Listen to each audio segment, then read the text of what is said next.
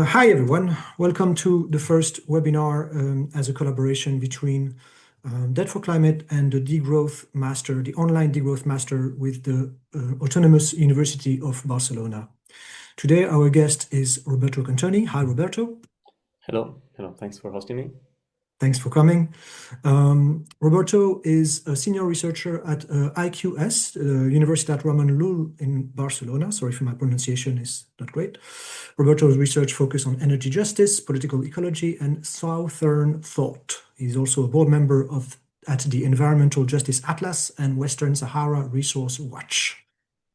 Before we go anywhere with this interview and Q&A, I want to start with a little extract from Ibrahim Traoré, who is the president of Burkina Faso right now.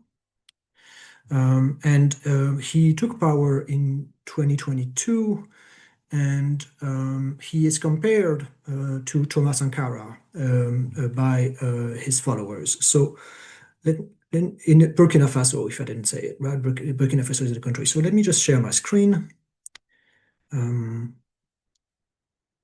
here.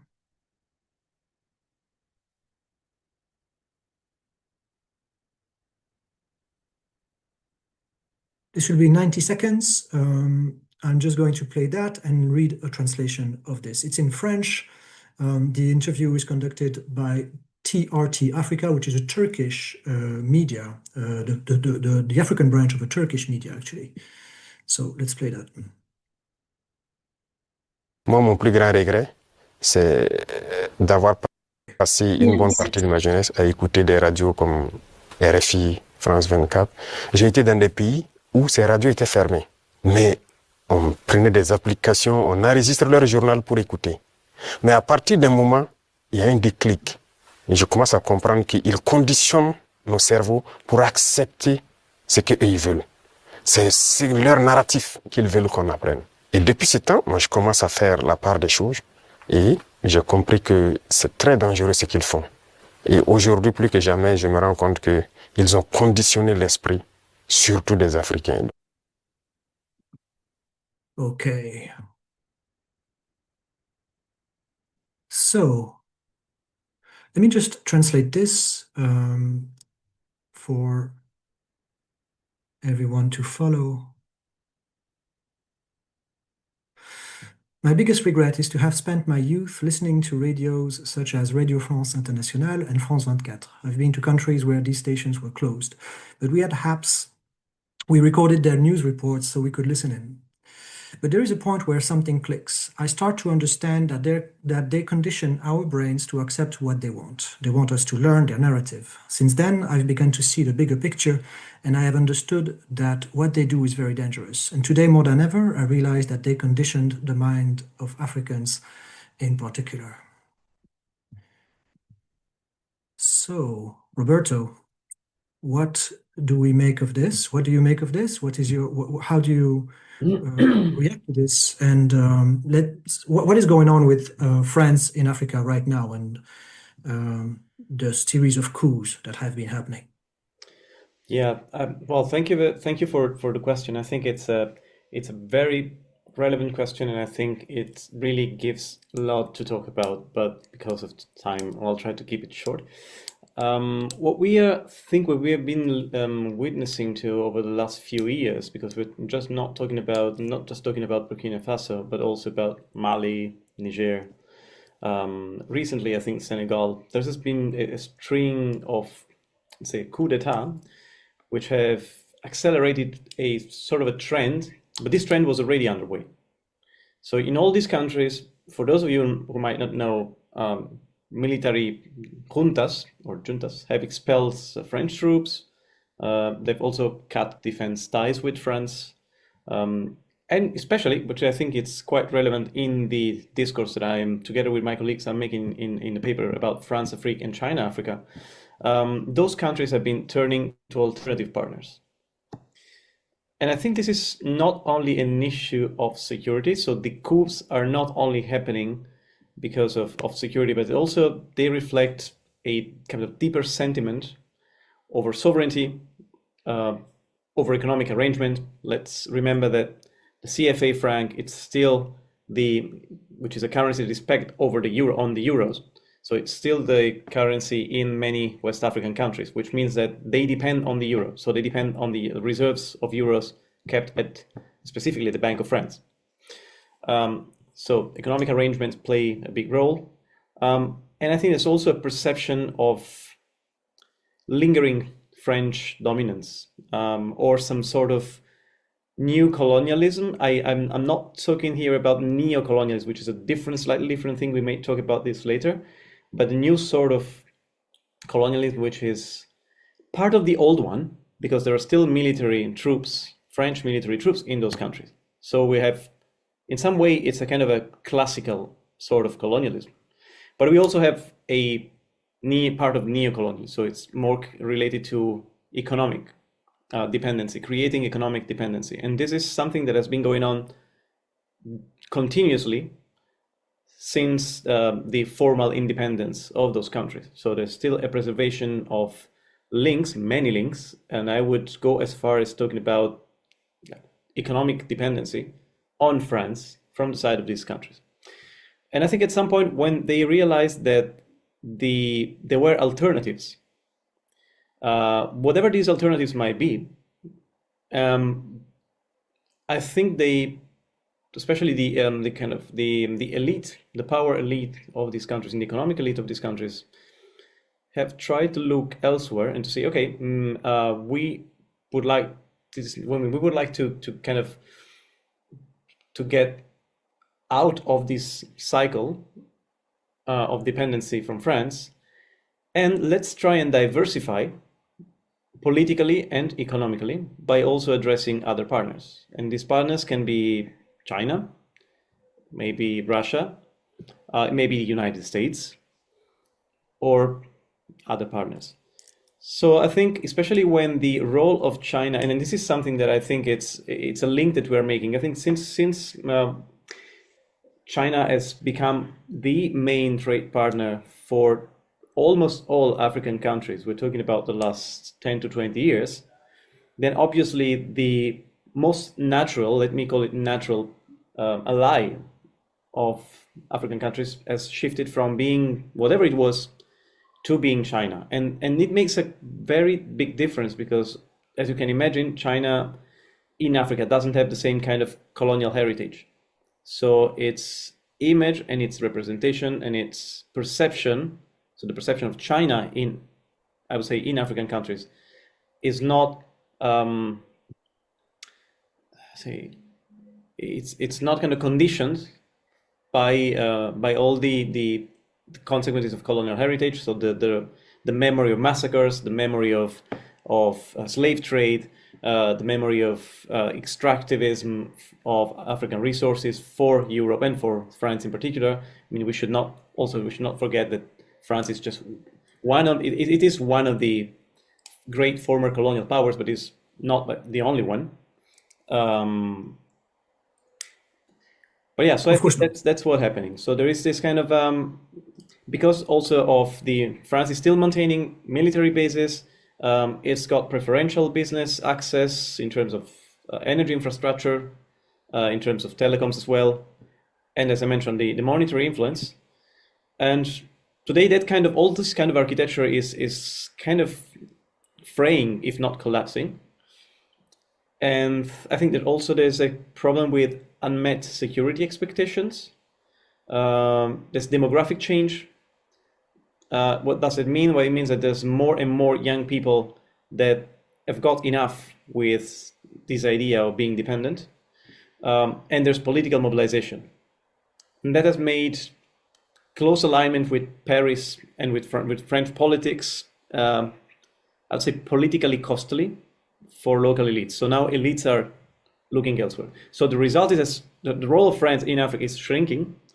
And it's going from, let's say, system manager to one partner among many. Mm-hmm. And plus a partner which is often unwelcome in its former territorial possessions. So your article is entitled, the article that came as the reason for this webinar, really. The article is entitled From France-Afrique to Chine-Africa. So that's the first part, followed by ecologically unequal exchange, neocolonialism, and environmental conflicts in Africa. So let's start with the beginning of this title, right? Yeah. What is France-Afrique? What does it refer to? Because I think a lot of people outside of France or the French-speaking areas will not be familiar with this term. And how is the case of China different in certain aspects and similar in others? Yeah. So let's start with the term France-Afrique. France-Afrique is a term that, of course, I didn't coin myself. It's a term that was coined in the late 1990s by a French journalist called François-Xavier Verschaff, who's unfortunately no longer among us. And what it is he did a great journalistic work. So he published two papers. One of them, the first one called France-Afrique, and second one called Noir Silence, so Black Silence or Silence Black. Which was studying the sort of kind of the thick web of political, economic, and military ties that bound France to its former colonies after independence. So this is all after independence, and the term is closely associated, I would say, with a specific character of the French contemporary history, whose name is Jacques Foccart, who orchestrated these relationships, especially under the presidency of Charles de Gaulle. So what does this term include? Well, it includes informal networks between French and African elites.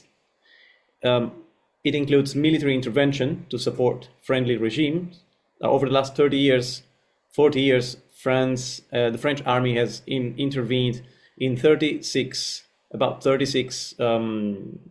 has made 36 interventions, or more or less that number, in 12 different countries in Africa, sorry.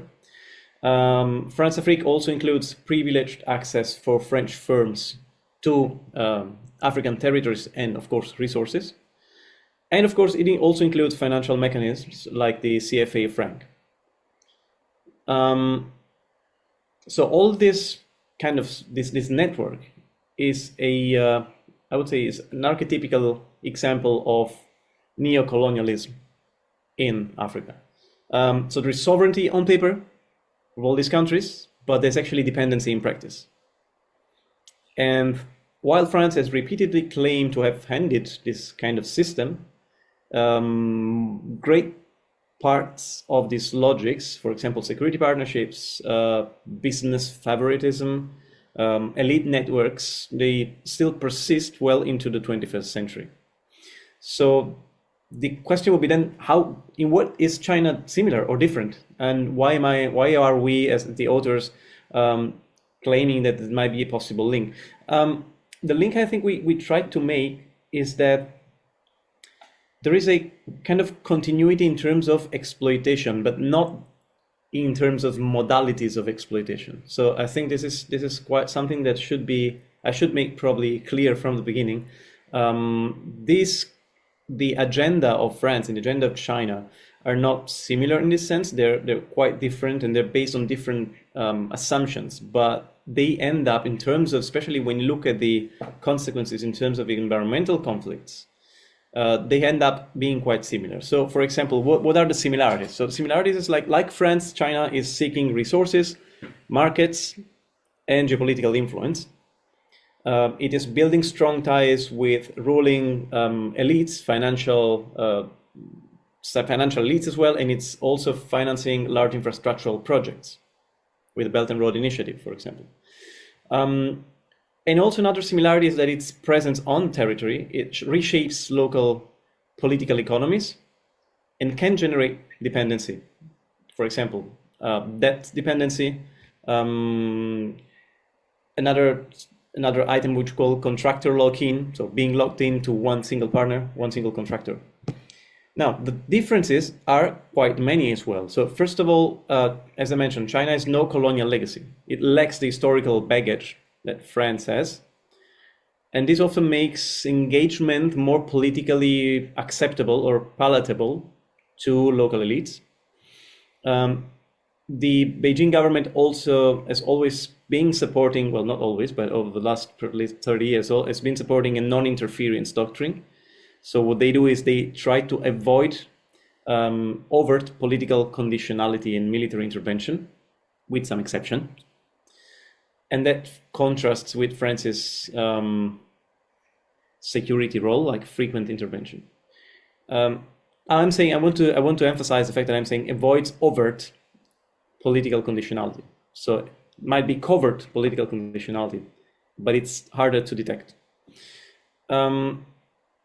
There's also a difference in terms of state capital model. For example, Chinese involvement is driven mainly by state-owned enterprises and policy banks. And this is rather different than a kind of tight post-colonial political network. So it's mostly kind of business-oriented, but business and state-oriented, so public business-oriented. And finally, I think the last difference is between something I would call project logic versus system logic. So China operates through discrete deals, ports, railways, energy, infrastructures, whereas the France-Afrique network functioned as a kind of an overarching system of influence, which spanned currency, security, and elite politics. So it's more pervasive, it's more comprehensive than the Chinese project-based approach. And that's, I think, these are the main similarities and difference between the two concepts. Thank you. That's very helpful. I think I would like to ask the participants if we have questions, like so far. I have my questions, but maybe no. All right. So let me continue then with the case of ecological conflicts, because you are one of the board members of the Atlas of the ecological atlas, the global ecological atlas. That's the title, I think, right? Global Environmental Justice Atlas, yes. Global Environmental Justice Atlas. Thank you. And you analyze cases of ecological conflicts involving Chinese companies and French companies in Africa. Your article goes into a depth of details in this chapter. So, what did you learn about these conflicts, and especially because I think the answer on that one is quite clear. Who are the winners and losers? Yeah, I mean, when we studied this, we studied conflicts in, let's say, coast or in which French and Chinese companies are involved. We only focused on the former French colonial territories, right? So we didn't check what is happening in other territories. And that we did because we wanted to compare the same sets of territories. So I think what we found out is that in terms of sectors in which these two countries are operating, there is a difference. So China is mostly operating, or at least it's mostly creating conflicts, generating conflicts in the area of infrastructure, and also mining, whereas French companies are generally causing conflicts in the area of fossil fuels and the area of agricultural land use. And this is not random. This is just because the main companies that are operating, so for example, companies like what today is called Total Energy, and which was called differently in the past decades, has been extracting oil and gas from Africa ever since the early 1960s, let's say. So it has a long history which persists today and has created infrastructure. Also, infrastructure, I mean, not only physical infrastructure, but also in terms of soft skills. So people have developed, so they have trained technicians, specialized technicians from those countries to be able to operate in their countries' national companies, national oil and gas companies, which has established like tight connections between French companies and the local national companies. Whereas the mining interest, the Chinese interest in mining is something more recent.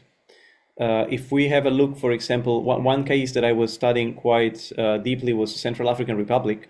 If you look at gold and diamond mines in CAR, so in the Central African Republic, most of them today are owned and run either by Chinese companies, public Chinese companies, or to a smaller extent, much smaller extent, by Russian companies. So, but the thing is that unlike Senegal or Mali or Burkina Faso, I think, which already don't get so much media coverage, I think places like Central African Republic even get less coverage in those countries. So this has happened kind of without many people noticing it. And I think this is really kind of a strong point, strong selling point from China, saying, we can take care of this. No major publicity, no major chaos happening. We take care of this. You just entrust this to us, and we do what we need to do. And you get the royalties. You, as the elite of this country, you get the royalties, right? So I think they're really trying to preserve kind of a low profile. So first of all, we found this kind of difference, so difference between sectors. In terms, for example, of plantations and agriculture, one group that is quite strong in former French African colonies is the Bolloré group, which actually has, surprise, surprise, it has actually bought quite some land in a typical process of what we would call land grabbing or green grabbing in this case, because it's mostly for agriculture projects, for plantations. But as we know quite well, plantations are not forests, so they're basically deforesting areas in order to replace them with plantations, which have a completely different kind of existence and are much more fragile. In terms of let's say population affected and strategies that people affected by these industrial activities locally are implementing in the place in order to contrast, like to challenge these industrial activities, there's not so much difference. Although, as you can imagine, depending on where these activities are situated, are located, whether they are in more kind of densely populated area or sparsely populated area, makes quite a big difference. But that is true of everywhere, not only of Africa. So imagine that the gold mine is in the middle of an arid place with a very low population density. There will be less, the mobilization against this activity will be much less significant and important in numeric terms, right? Not in moral terms, than a protest that might occur in an agricultural area, which might also be more densely populated. So this could also be something that doesn't make a difference in this sense, but it does make a difference if you look at the single project, but it does make a difference if you look at the sector. Because if we say that the agricultural sector, so French companies are mostly operating in the agricultural sector in fossil fuels, and the Chinese companies are mostly operating in infrastructure and mining, then in the French case, you would expect a higher degree of mobilization because of the agricultural land that is being taken from the locals. Whereas depending on where the infrastructural projects and the mining projects are located, it might or might not be the case in the Chinese case. So there's a broader variety of intensity of conflict in the Chinese area than in the French areas. So in the French areas, it's usually quite high, but in Chinese area, it depends. Thank you. Yeah. Thank you. So there is so not everything is really easy to compare because of the different you could say specialties of the companies associated with the French interest and the Chinese interest.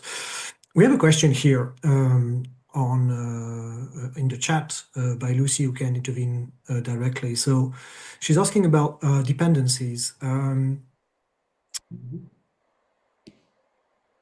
Is China operating in a way to create dependency as the French used to do with France-Afrique? Is it fair to say that China is trying to create dependency so to create dependency on the side of Africa, so to make Africa more dependent, I think is where the question is heading. What is your opinion on that? Yeah, I think it's a very good question. I wouldn't be able to reply, yes, it is deliberately doing that. I would rather say that the sets of actions and activities that the Chinese government and Chinese companies are implementing in African countries is de facto creating long-term dependencies. Now, whether that is deliberate or not deliberate, I wouldn't be able to say, but it is creating dependency in terms of, especially in terms of finished products, and also in terms of infrastructural dependency. So, as I said, like the Belt and Road Initiative is already being implemented in Africa, among other places, and the railways are being built, ports are being built and run and owned and bought by Chinese companies.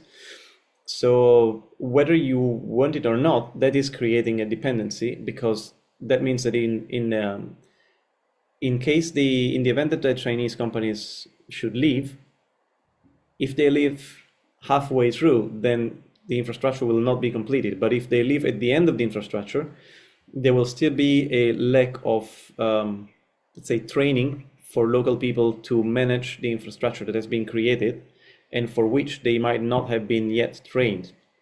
These are two different kinds of dependency. So the second one about training is a dependency that can be reversed in a midterm. So it's not a critical dependency in the long term. It is in the short term, but not in the medium and long term.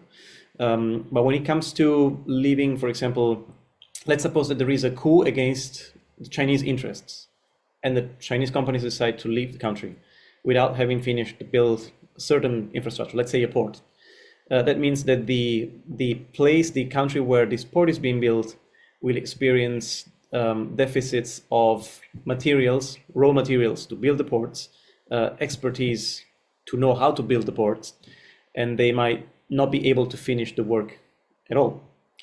So that is a kind of a more serious dependency, because it doesn't not only depend on training, but it also depends on lack of materials. And these materials are mostly coming from China. So when China usually builds an infrastructure, part of the materials are sourced in Africa, of course, but part of them are also coming from China, especially when the project involves more advanced components.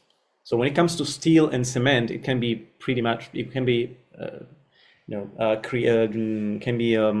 generated and created in African countries. But when it comes to, for example, solar PV panels, or more kind of electronic components, then this could be more critical for African countries. So my answer would be, yes, these acts are creating dependencies. Probably part of it is also something deliberate. We don't know the extent to which this is deliberate or not, though. Yeah.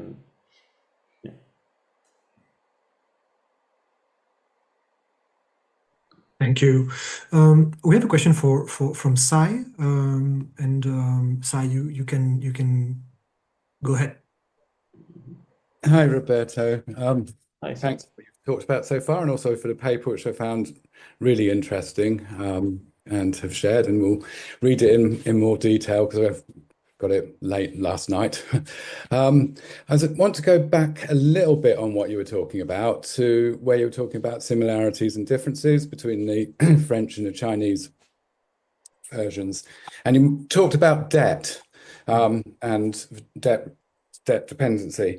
I'm just wondering if you could expand upon that a little bit, and how China manages debt relations with the African countries in which it has contact, and whether there are similarities as well as differences between the Western use of debt, which is both used as a tool of imperialism and also the creation of traps, and how you see the way in which China manages the debt issue and whether there are any cultural differences. Because when you look at works like David Graeber, debt has never been one thing. It has been pursued in very many different forms, and whether China has a different version of how it manages debt, if that makes sense. Yep. Thank you. So as far as I know, so I haven't gone that deep into let's say into that as much as some other colleagues of mine, for example, Patrick Bond. But what I can say is that most lending from China to African states in general comes via policy banks, let's say, like the Export-Import Bank of China or the China Development Bank. And the model that they're using, if I may use it, is kind of pragmatic. So there's three elements. The first element is project-linked finance. So the loans are usually tied to specific infrastructure, railway, ports, energy, and often with Chinese contractors. The second element of this model is collateralization, only sometimes. So if we look at this, there is a subset of cases that we've seen where repayment is linked to revenue streams or commodities, specific commodities, for example, oil-backed loans. But this is less universal, I would say, than the previous one. And you have bilateral renegotiations, so case-by-case renegotiation. So when countries are financially struggling, China tends to extend maturities, to refinance, or to grant some sort of partial relief, economic relief, but usually tries to avoid outright write-offs. And it also tries to avoid and then resist multilateral frameworks that could standardize losses. An example that comes to my mind is, but is not a French-related territory, but is an example that I think we can make. Is Zambia during the debt crisis of after 2020. So China was in that case was the largest bilateral creditor, and it participated into restructuring under the G20 common framework. So it participated to this, let's say, restructuring the economy of the country. But negotiations were quite slow. And this happened because they were reflecting differences over how losses should be shared among Chinese lenders, private bondholders, and multinational institutions. So it kind of helped on one side, but at the same time, the process was quite complex. Let's say. What are the similarities and the differences with respect to Western debt practices? I think what is interesting here is that what Chinese government usually does is kind of trying to use to narrate itself as using a completely different models, but there are overlaps. First overlap is quite important and quite paramount is leverage through finance. So exactly like Western creditors, China is gaining influence when it becomes a major lender, and in this case that creates a structural relationship that shapes also political choices. Another similarity is that just like Western lenders, it's got through quite many credit coordination problems. So whether debts are owed to Paris Club members, bondholders, or China, restructuring are messy, and they're political. So they depend on political decisions. And these political decisions are not always in favor of China. And finally, strategic sectors. So both Chinese and Western finance often target infrastructure and extractive sectors, which anchor long-term economic ties, so to speak. In terms of differences, so the key differences I could see are less about intent than about institutions and conditionality. For example, Western institutions or global institutions, but mostly Western managed institutions like the IMF, the International Monetary Fund, or the World Bank, attach some sort of macroeconomic conditions, fiscal reforms, government measures, whereas China typically avoids this kind of, as I said before, overt policy conditionality, and they rather focus on project viability and repayment. Another difference is between multilateral versus bilateral systems. So Western debt management is more institutionalized.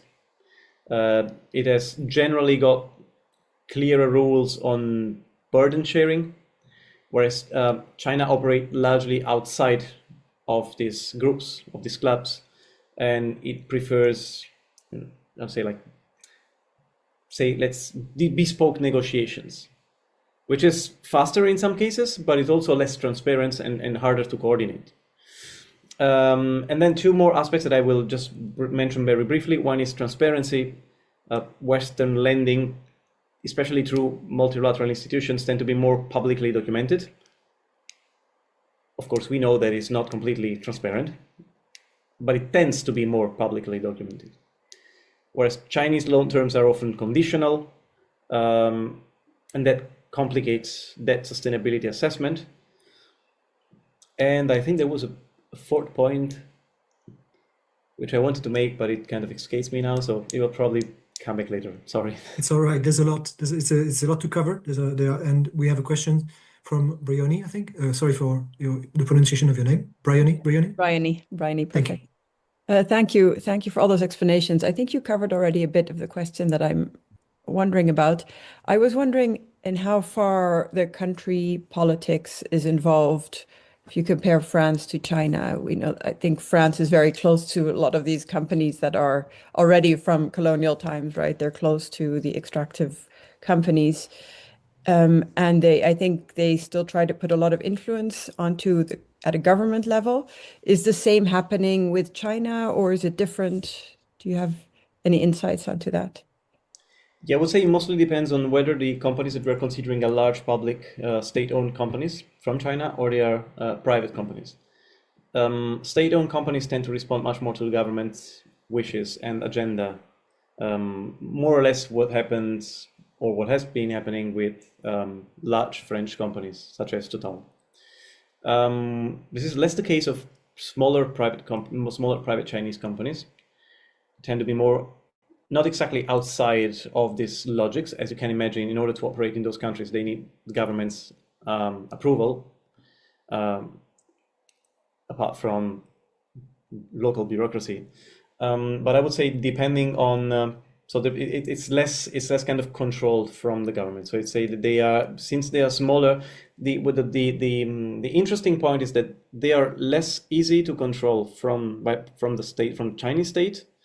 They're also less visible, and that means that usually these companies may become in the long run more problematic when it comes to environmental consequences and social consequences than large public enterprises. It's true, like large enterprises are also they're better monitored in a sense. Smaller ones, there's so many, and some of them may be really quite small, and then working in business that is very niche business. And when that happens, that is a problem with respect to how do we make sure, or what kind of degree of confidence do we have that these companies are, first of all, behaving according to the government agenda, and secondly, according to international standards of workers' rights, for example. I will make this distinction. Thank you. Okay, we have a question from Aisha. It's a long question. I will read it from the chat. In the continuity of the question on debt and sovereignty and the hopeful moving of some African countries away from neo or old colonial patterns, the examples of Burkina Faso, Mali, Niger, and Senegal. What is the position that African countries have to take not to fall in the same patterns with colonial ones? In other words, how to outsmart China in case they wanted to also use their influence imperialistically, And can China be trusted as a global South winner with intentions to present alternatives to imperialism to other global South countries? Big question there. Oof. Yeah. It's a billion-dollar question. Also, the premise that I would do is that probably the idea of outsmarting, in a sense, a major power is probably a bit too optimistic, or a bit, yeah, probably a bit misleading. Like, not take it like in a best possible way. But I think no country, whether this is China or France or anyone else, is or can be outplayed once and for all. So there will be countries coming back. There will be old powers trying to come back in different terms, on different terms. So I think what African states could do in order to minimize this sort of problems would be to structure their relationships with other countries or with global powers, so that no external partner, Chinese, European, Gulf country, or otherwise, can dominate the terms of negotiations.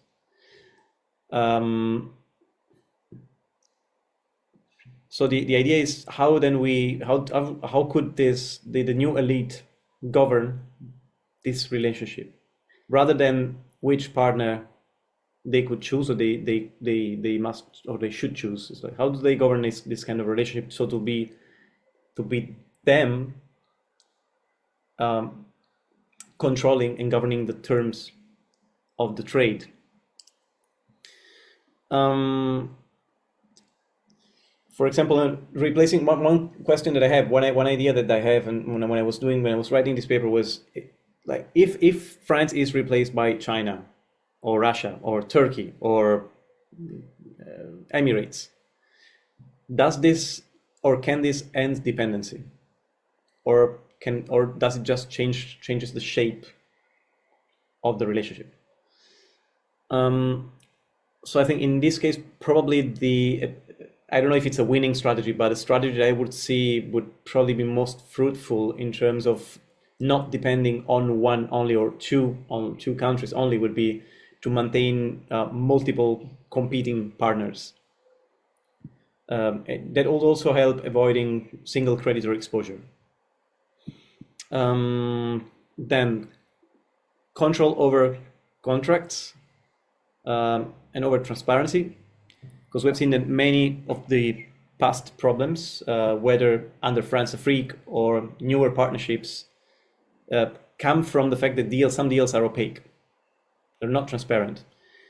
So publishing loan terms, tendering projects in a more or less competitive way, and also strengthening parliaments, perhaps audit institutions, could help reducing the room for external influence or external leverage. And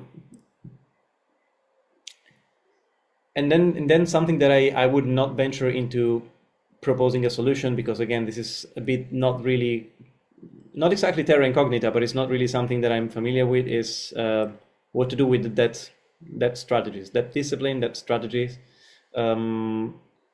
how to kind of tie borrowing to clear exports or fiscal returns, so to acquire like a higher degree of autonomy, with respect to borrowing for prestige or borrowing for short-term political gains. Yeah, I would say these are probably I don't know if that replies to your question, but I think I'm not in a position to say what they should do, but I could probably argue that some of the elements that I brought could be integrated in the current policy, so to diversify dependency, and so lessen the degree of dependency overall. And also something that I also didn't mention is probably regional coordination, which is something that is happening in the field of energy, in the field of electricity, with the creation of power pools, bringing together different African countries from more or less the same macro region. Some of them are more advanced than others, but they exist. So there's South African power pool, the North African power pool, West Africa. So each macro region has got their own power pool, and especially the power pool in Southern Africa is working quite well in infrastructural terms and in terms of exchanges of electricity between different countries. Less so Central Africa.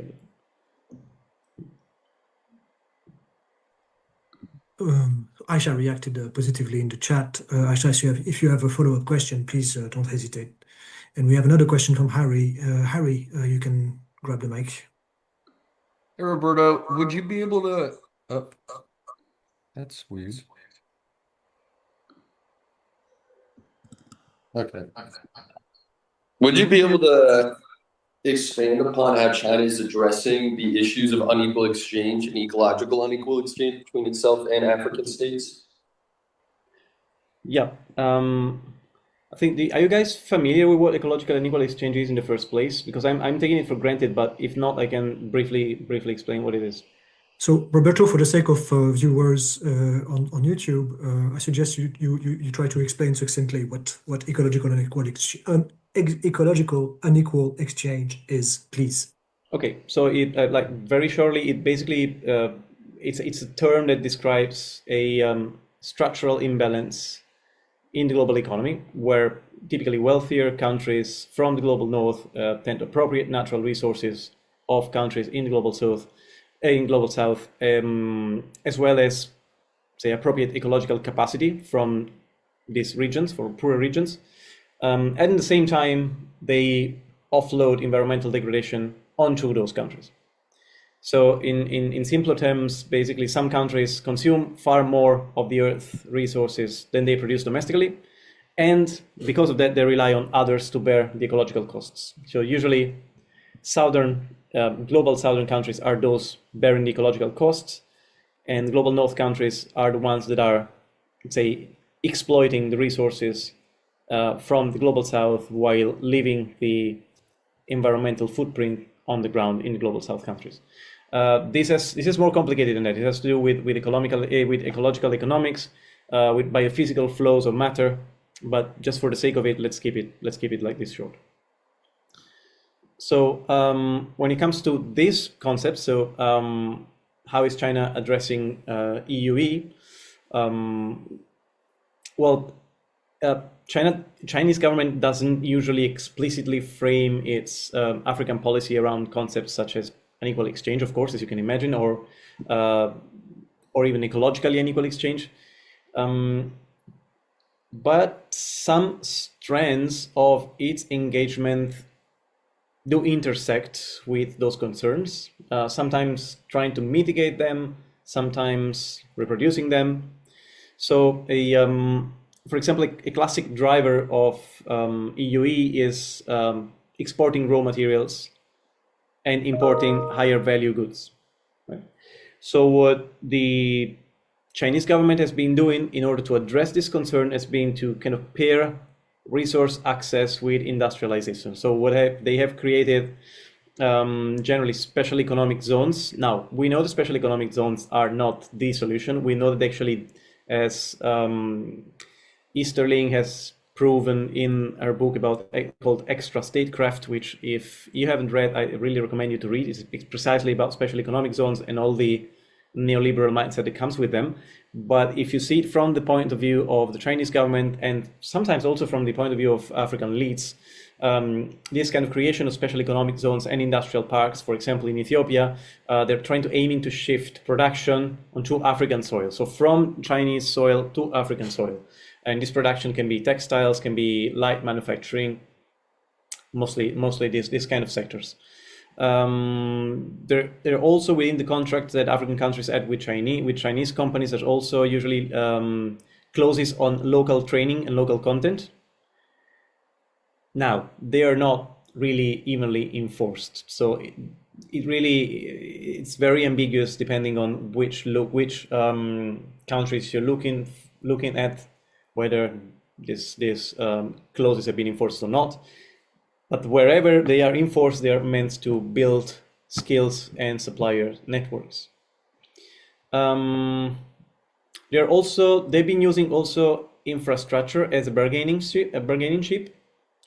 And this again, this connects me again with the Belt and Road Initiative. China is, or better say, the Chinese government is arguing that by developing rails, port, and power, this can raise export prices and by consequence diversify economies beyond primary commodities. So it's not only they will basically develop post-extractivist economies. That's what they argue.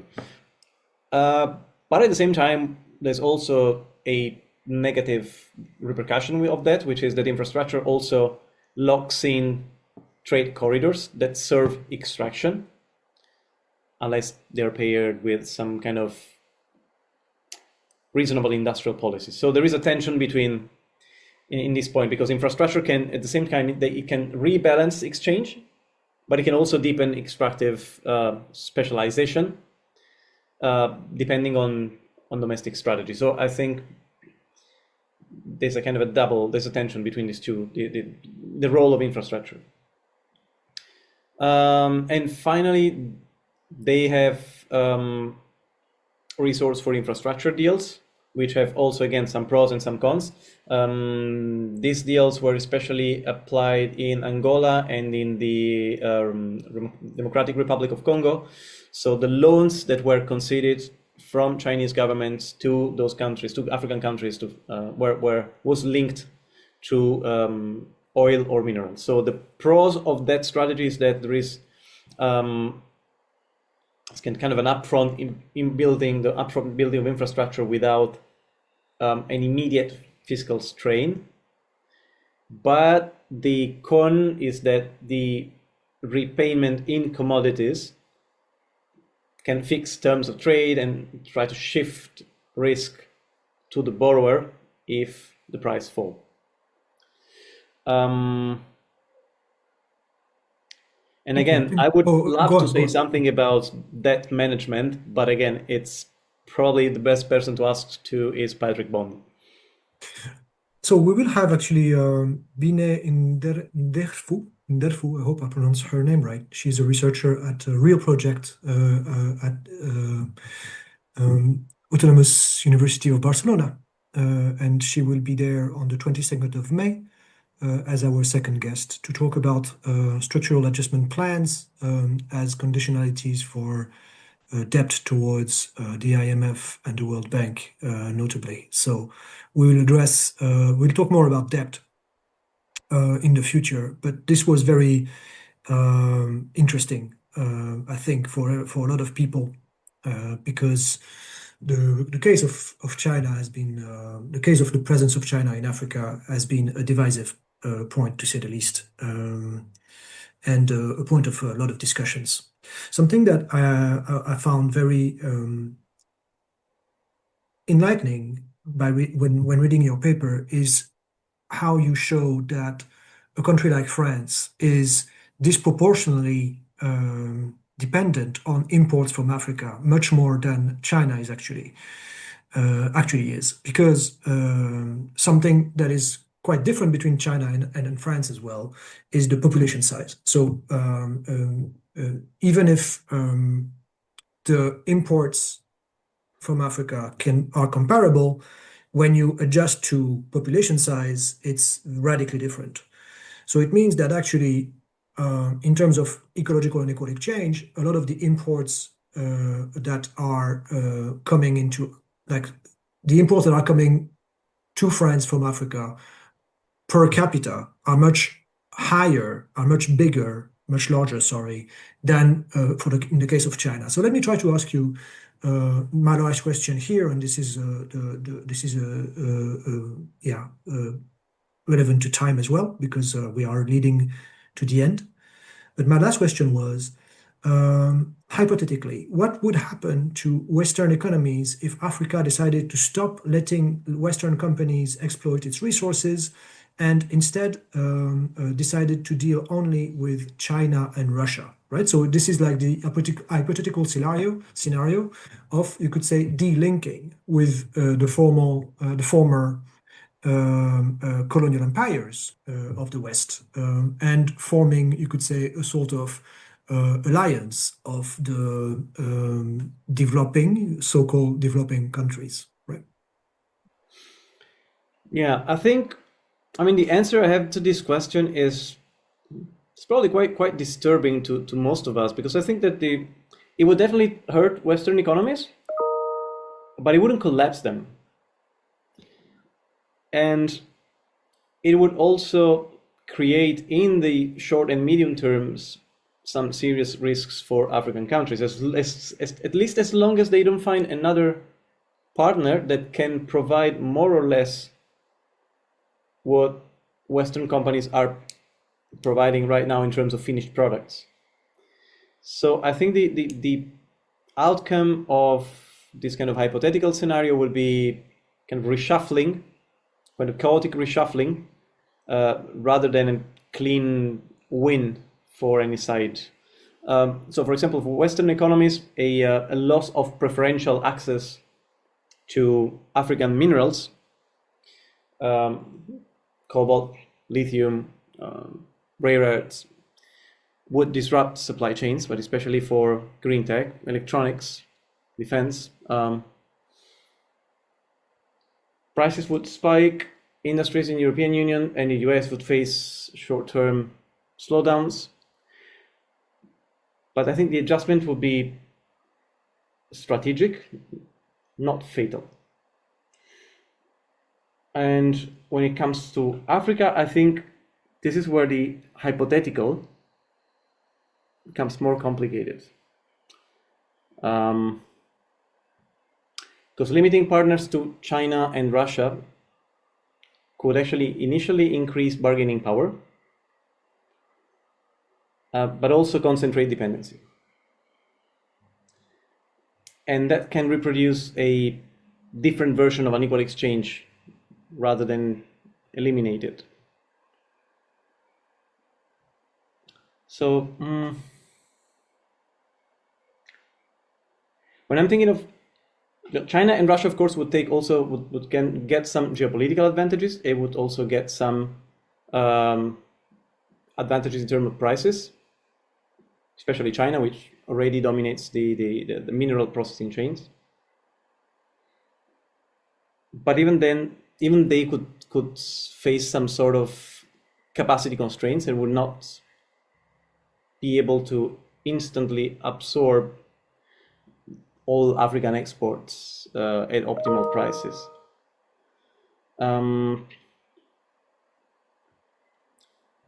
Yeah, so I think this would be, so in this hypothetical scenario, that was more or less what's going to happen. The long term is obviously, as any time, the long term is harder to predict than the short term. So in the short term, we can quite easily imagine that there might be some sort of linear consequences with respect to a disruption. But in the long term, at least myself, I'm not able to say, to kind of forecast a timeline by which global economy would either be majorly affected or kind of recover more or less slowly. And more than global economy, I would say, like especially the actors that you mentioned before. So the European actors from one side, China, Russia from the other side, and African countries from the third side. Thank you for taking this very hypothetical question, and I'm just asking you to play. Yeah. Scenario makers and modelers would probably have a more definite question, probably not more accurate, but this is something that is very hard for me to fathom. It's all right. Jamal, please. Yeah, so one thing that I was wondering a bit about on dependency. So, I mean, I guess small economies versus big economies are just always dependent on like the smaller ones on the bigger ones. There is no possibility that this is not the case, right? So the consequences of dependency will only show in the long run, kind of like if China will do something else, then Europe. We can see certain things like now the investment protection deals, for example. This is what China now wants to really improve on, which is very problematic. But technically, we don't already know. I think it's still a bit guesswork on what is the consequence, as you just said. However, I think an interesting angle to look at, and what many scholars also talk about, that through China being an actor next to Europe, if the African countries can somehow set demands and say, okay, we are just going to sell our minerals for this and that. We said these are our demands and we only will sell them at this price under these conditions and so on. If you have multiple buyers that are strong, then you have much more power to say like, okay, if Europe doesn't take it under these conditions, then China will. And this will actually lead to a certain delinking or empowerment of those countries. So I was wondering if you see that as a scenario that we could look at, like not China as the savior, but actually having a multipolar world, so that actually these actors can get a chance to raise themselves up, kind of. I think that is likely to happen, and especially African countries that are endowed with not just important resources in raw materials, but also of a kind of a middle class, because that is usually the kind of socioeconomic segment of the population which is producing the cadre of future industrial companies or future economic activities. So I think that could apply to Nigeria, for example, and is already applying to Nigeria, which has quite a growing middle class. It definitely applies to Egypt and to most Northern African countries. And it definitely applies to South Africa and Kenya and Tanzania to a smaller extent. So depending on the national context, I see some of these scenarios, I see it likely to happen. But again, it really depends on how fast and if at all the target countries managed to create or to train or to have a kind of like a middle income segment. And then the problem would be then who is going to train whom, on what terms will training occur, and from which countries, which companies in which countries will provide the training. Will it be like Western countries as usual? Will it be China? What kind of also working ethics and working habits are coming together with this kind of training or this kind of expansion of economic activities in those countries? So does that reply to your question more or less? Or if not, just please feel free to tell me. Yeah, I think just maybe one thing that, I mean, now you were pointing out to different countries, and I think, yeah, there are like let's say the strong arms. However, I think also that there needs to be a bit of like, how can you strengthen your bargaining power?